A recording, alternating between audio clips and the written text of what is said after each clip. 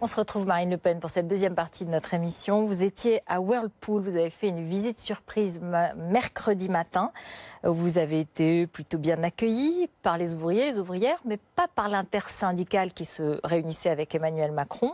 Apparemment, 2 repreneurs seraient partants pour prendre ce site. Les syndicats de l'intersyndicale sont assez optimistes. Ils pensent qu'il peut y avoir un débouché, qu'il y a une négociation qui peut se faire.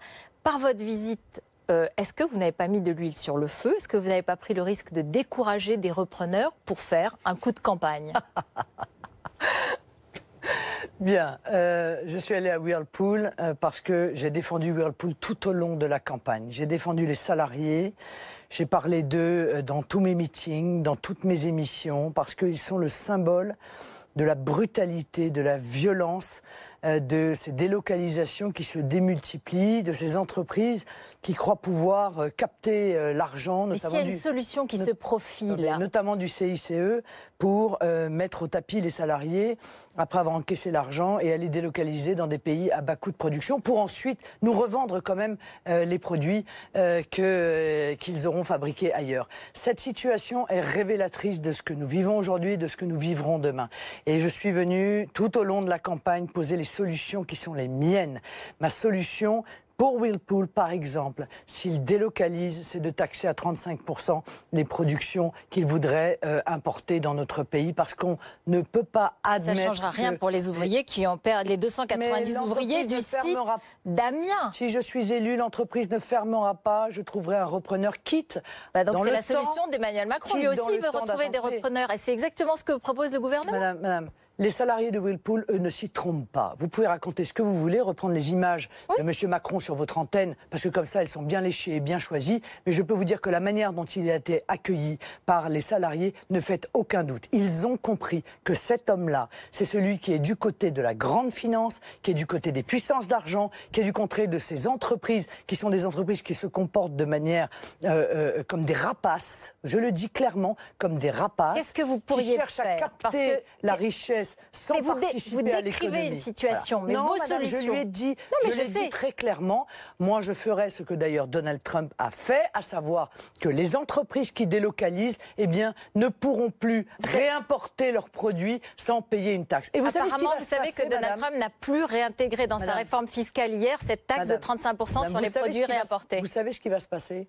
Les entreprises n'auront plus aucun intérêt financier à délocaliser. Or, ces entreprises-là... Elles n'auront plus aucun intérêt à venir en France, c'est ça le problème. Permettez-moi de dire quand même que je ne veux absolument pas mélanger les entreprises qui se tiennent comme ça avec l'immense majorité des petits patrons de TPE et de PME qui n'ont jamais été aidés au cours du dernier mandat, parce que ce sont les gros groupes qui étaient aidés, car eux, voyez-vous, quand ils sont obligés de licencier un salarié, ça leur tord le ventre. Eux, parfois, ils touchent moins que le salaire qu'ils versent. Marine Le Pen. Revenons à vos solutions. Ils perdent leurs biens. Vos solutions. Ils perdent leurs biens lorsque leur entreprise Revenons à vos solutions. Vous dites, si le groupe persiste à vouloir partir, alors comme c'est un groupe américain, moi je ne suis pas sûre que vous pourrez, vous-même, présidente française, les obliger à rester.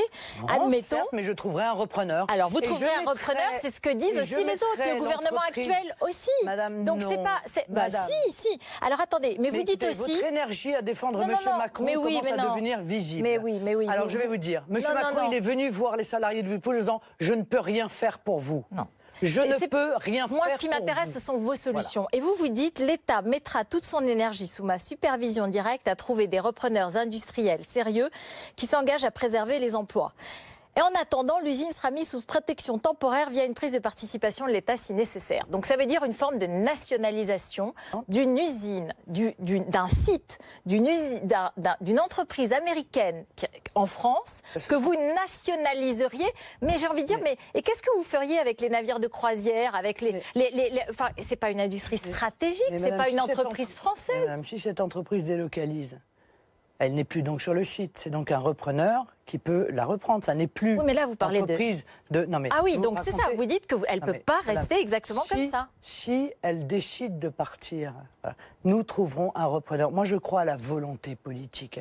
Je pense qu'il n'y a pas de volonté politique dans notre pays. Il n'y a pas de volonté économique. Il n'y a pas d'État stratège. Or, l'État stratège, il est là au travers de la Caisse des dépôts et consignations.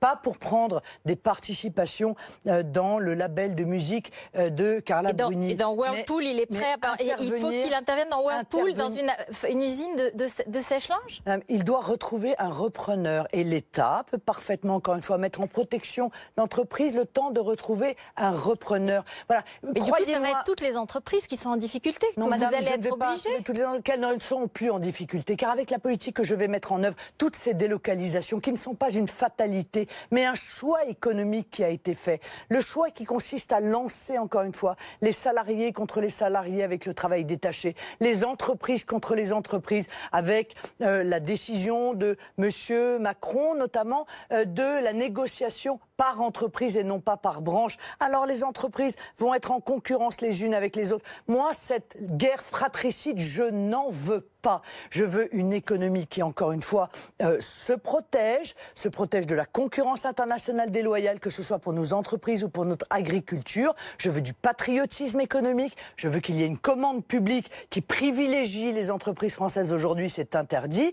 Et j'ai en face de moi quelqu'un, M. Macron, qui est un ultra-radical européiste, car de tout le premier tour, madame, de tout le premier tour, il était celui qui, en matière d'européisme, avait le projet le plus radical. Celui qui consiste à te soumettre à l'intégralité des exigences de la Commission de Bruxelles, y compris d'ailleurs l'exigence de la création d'un impôt européen et d'un gouvernement de la zone euro. On va revenir à l'Europe dans un moment, mais juste sur les entreprises étrangères. En France, si vous dites « je ferme les frontières, j'interdis les licenciements, je nationalise ». Vous m'avez entendu dire, madame, je ferme les frontières? Non, non. Ah bah vous êtes pour protéger le pays. Est-ce que vous m'avez entendu dire je ferme les frontières? Non, mais vous avez dit que vous êtes pour le protectionnisme. Vous êtes d'accord? Intelligent. Et l'État stratège. Madame, dites-moi, vous avez une porte à votre appartement? Oui, je connais votre histoire sur la protection, je comprends très bien. Mais vous voulez pas l'enlever? Non, non, je veux pas l'enlever, c'est évident. Mais vous voulez nous non plus, nous ne voulons pas l'enlever, nous ne voulons pas enlever les portes de la Maison France. Bien sûr. Nous voulons en avoir la maîtrise. Qu'est-ce que vous dites aux 2 millions de salariés français qui travaillent pour des entreprises étrangères? Plus de 1000 projets d'investissement réalisés en France, 30 000 créations au sauvetage d'emplois. Quel est le problème? Si vous avez ce discours, elle risque d'être découragée de créer des emplois en France et de considérer que ce pays se fermant, ce pays ayant une politique justement de protection, eh bien, ce pays qui est le nôtre, Madame El-Krief, absolument. Ce pays qui est le nôtre, Madame El-Krief, ne se fermera pas. Grâce à l'État stratège, il mettra en place des régulations, car la mondialisation sauvage, sans obstacle, sans limite, les Français en ont tâté. Et ils ont vu les conséquences. C'est un chômage absolument spectaculaire qui a encore augmenté ce mois-ci. Ce modèle économique-là, tout le monde est en train de lui tourner le dos. La Grande-Bretagne lui tourne le dos. Les États-Unis lui tournent le dos. On a besoin d'avoir un État stratège qui évite les abus et les dérives de la mondialisation sauvage. Et ça passe par le patriotisme économique, ça passe par la maîtrise, encore une fois, des régulations, par la lutte contre la concurrence internationale déloyale. Il n'y a par exemple aucune raison pour que nos entreprises soient soumises à des normes qui sont extrêmement sévères et onéreuses pour elles. Et que, dans le même temps, on ouvre grand nos frontières commerciales et qu'elles soient en concurrence avec des productions qui arrivent chez nous sans respecter les mêmes normes. Un protectionnisme européen éventuellement, non, car bien sûr. La concurrence internationale déloyale est aussi intra-européenne. Parlez-en donc aux viticulteurs du Sud qui sont en concurrence de manière déloyale avec les vins espagnols. Parlez-en à ceux qui sont en concurrence avec les fruits et légumes, par exemple. Parlez-en avec ceux qui sont en concurrence avec le porc allemand importé dans notre pays. Tout cela, c'est de la concurrence internationale déloyale intra-européenne. Donc tous les pays se protègent. Bien sûr. Je ne demande qu'une chose, c'est que nous puissions nous protéger, pas mettre des murs, pas créer des frontières inamovibles, avoir un filtre que sont les frontières et qui permet de laisser passer ce qui est bon, d'éviter ce qui est mauvais, mais aussi, encore une fois, d'être une écluse pour que les conditions de la loyauté de la concurrence soient rétablies, ce qui n'est pas le cas aujourd'hui. Est-ce que vous avez vu que aujourd'hui, la Grande-Bretagne, qui a donc voté le Brexit, la filiale britannique de Nestlé a transféré une partie de ses activités en Pologne, 8000 salariés, à cause de la hausse du coût des importations des produits de base, parce que la livre a baissé après le Brexit. Les chiffre économique du Brexit aujourd'hui montre que le pouvoir d'achat des Britanniques a baissé. C'est faux. Non. Et un sondage de YouGov pour le Times annonce que 45% des Britanniques regrettent le Brexit, 43% l'approuvent. C'est la première fois depuis le référendum qu'il y a plus de Britanniques qui regrettent le Brexit que ceux qui le souhaitaient. Madame Écrière, vous allez accepter la décision du peuple un jour ou vous allez continuer comme ça pendant des mois et des mois à la remettre en question? C'est une vraie question, ça. Parce que on va être amené à en parler dans les 5 prochaines années. Je le souhaite de mon quinquennat. Parce que moi aussi, je vais faire des référendums et j'espère que tout le monde se soumettra à l'avis du peuple. C'est faux. La Grande-Bretagne a le taux de chômage le plus bas pour elle depuis, je crois, 15 ans. Son tourisme a augmenté de manière spectaculaire et la réalité, c'est que malgré tout ce qui avait été dit, et d'ailleurs la Banque centrale britannique a été obligée d'admettre qu'elle s'était trompée dans ses prévisions, tout va plutôt très bien pour la Grande-Bretagne, plutôt beaucoup mieux d'ailleurs que pour nous, plutôt d'ailleurs beaucoup mieux que pour nous. Voilà, donc il faut arrêter un petit peu cette propagande, ce projet peur, ça marche plus, les Français ont vu que tout ce qu'on leur disait n'arrivait pas. Moi je pense que encore une fois, la libre circulation totale des biens, des capitaux et des personnes, on est au bout de cette logique. Voilà. Les Français veulent de la maîtrise, ils veulent à nouveau être rentrés en possession de leur propre pays, de leurs propres lois d'ailleurs, ils veulent décider qui entre chez eux, ils ne veulent pas être un hall de gare, ils ne veulent pas être une salle de marché. Mais ils ne veulent pas payer des produits importés beaucoup plus chers parce que l'euro, nous ne serions plus dans l'euro et le franc serait dévalué. Ils ne veulent pas non plus se retrouver au chômage parce que les entreprises étrangères quitteraient notre pays. Vous êtes d'accord? Aujourd'hui, l'euro a baissé de d'ailleurs, l'euro, 1,55 € il y a 3 ans à 0,80 centimes.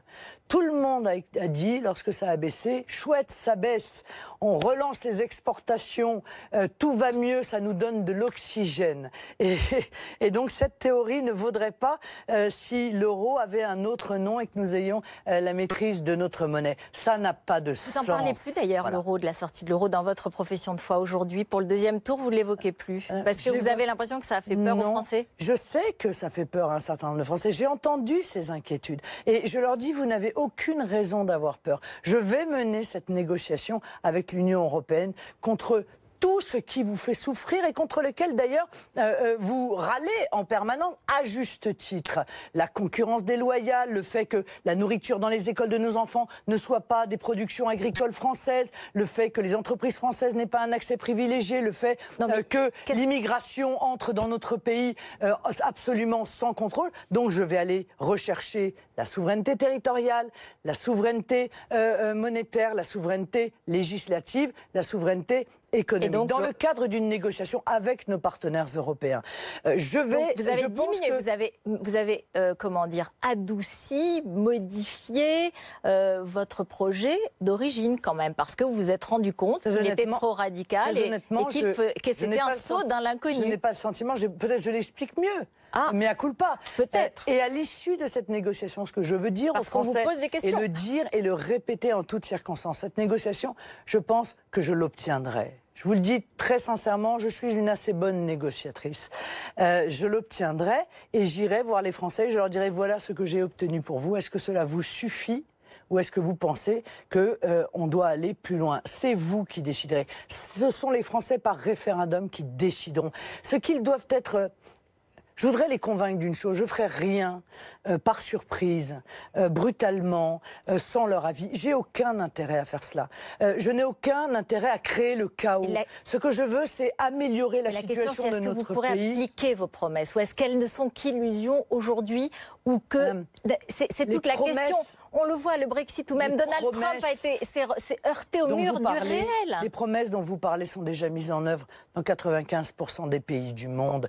95% ont des frontières, 95% maîtrisent leurs accords commerciaux. Qu'est-ce que je veux, moi? Je veux que ce soit la France qui passe des accords commerciaux avec d'autres pays. Je ne veux pas que ce soit l'Union européenne qui le fasse pour moi. Pourquoi? Parce que quand elle passe un accord comme le CETA ou comme le TAFTA, il est dramatique pour nous. Il est peut-être positif pour d'autres pays. il a été refusé.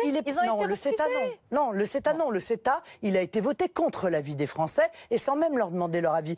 C'est peut-être positif, pour d'autres pays de l'Union européenne. Mais pour la France, c'est profondément négatif. Eh bien, je ne veux pas qu'on m'impose ou qu'on impose aux Français des décisions qui sont négatives pour eux. Donc, je veux pouvoir négocier accord commercial par accord commercial pour que ce soit toujours et en toutes circonstances les intérêts des Français qui soient défendus. Moi, quand j'entends M. Macron dire hier, quand j'entends M. Macron dire hier, on lui dit mais comment vous allez faire quand vous serez face à Mme Merkel? Il dit mais je ne serai pas face à Mme Merkel, je serai avec Mme Merkel. Mais non, Monsieur Macron. Vous serez face à Mme Merkel parce que Mme Merkel... Theresa May, elle est face à Mme Merkel. Theresa May, aujourd'hui, elle est face à Mme Merkel. Bien sûr, et c'est très bien parce que Theresa May défend les intérêts de la Grande-Bretagne. Elle a du mal. Quelqu'un qui veut être président de la République et qui m'explique qu'il ne va pas être face, donc il ne va pas défendre les intérêts de la France contre Mme Merkel qui défend, elle, les intérêts de l'Allemagne. Croyez-moi, et de manière plutôt efficace. Parlons des intérêts de la France sur le terrorisme. Madame Le Pen, s'il vous plaît. Vous avez affirmé pendant la campagne du premier tour qu'avec vous, il n'y aurait pas eu de Mohamed Merah, pas de Bataclan, pas de Stade de France pour les raisons... vous avez voté contre toutes les lois antiterroristes, contre les lois renseignement, contre l'établissement du fichier des passagers européens.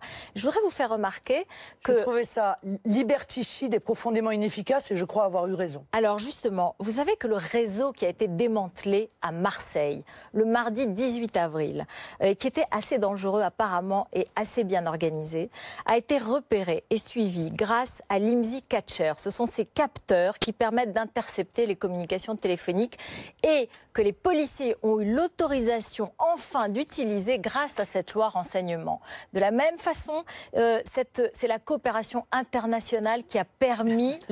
Non, mais ce que je veux dire, c'est vous dites beaucoup de choses contre le terrorisme, vous dites qu'il n'y aurait pas d'attentat si vous étiez là, et vous vous opposez à des lois qui permettent de déjouer un attentat. Non. En l'occurrence, cette loi sur le renseignement, demandez-le aux policiers, ils se sentent beaucoup plus armés, beaucoup mieux armés pour lutter contre le terrorisme, mais vous aviez refusé ces lois. Madame, ce que je ne veux pas, c'est que l'intégralité des citoyens soit mise sous surveillance sans aucun contrôle d'un juge, sur le terrorisme, sans aucun contrôle d'un sur juge, le terrorisme. Pour pouvoir lutter contre le terrorisme. Bon, la coopération internationale, elle existe depuis que le monde est monde, madame. Non, mais bien avant l'Union européenne, ça s'appelait Interpol. On s'échangeait des informations. Il y a d'ailleurs toute une série de pays avec lesquels on n'échange pas d'informations pour des raisons idéologiques, de posture. Je pense à la Syrie, d'ailleurs, qui a des informations pourtant très précises sur les fondamentalistes. Sur le renseignement que vous n'avez pas voulu voter. Le PNR qui vise à surveiller l'intégralité des voyages de l'intégralité des Français est inutile. Je vais vous dire ce qui est utile. Renvoyer dans leur pays immédiatement. Vous n'avez pas répondu.